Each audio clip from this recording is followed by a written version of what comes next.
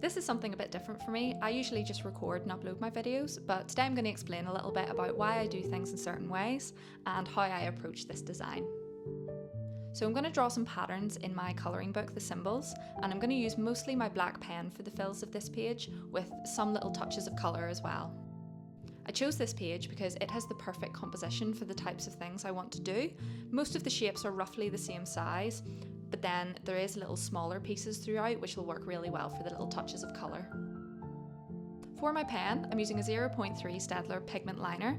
It dries really quickly, which is great because I tend to move my hand over areas that I've just drawn on, so it doesn't smudge as much as an inkier pen would. I chose the weight at 0.3 because it's fine enough that I can get some really detailed sections if I want, but it's also not too time consuming to fill in small black areas as well. Because the outline of this pattern is quite thick, the pen lines being thinner I think will give an overall nice effect.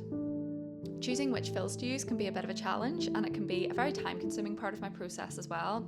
I've been drawing patterns for years, so I've built up a large collection of go-to designs, so there's lots of different line options, different fill ones, and some have shapes or letters as well.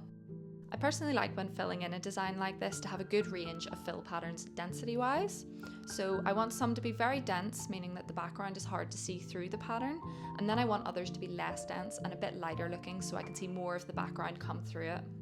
In this design I'm going to use two dense ones, so those will be a leaf pattern and then a very tight fine line pattern, and then two lighter ones, so a broken line pattern and like tiny little circle outlines as well.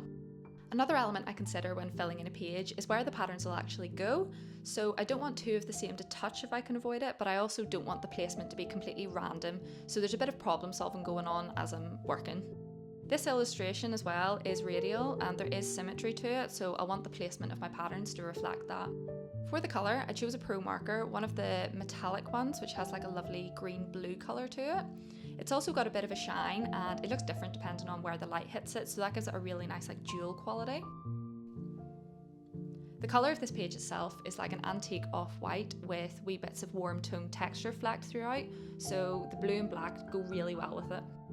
Something I tend to do if my pattern runs into the binding, which it does here, is to draw a line to create an edge to work to.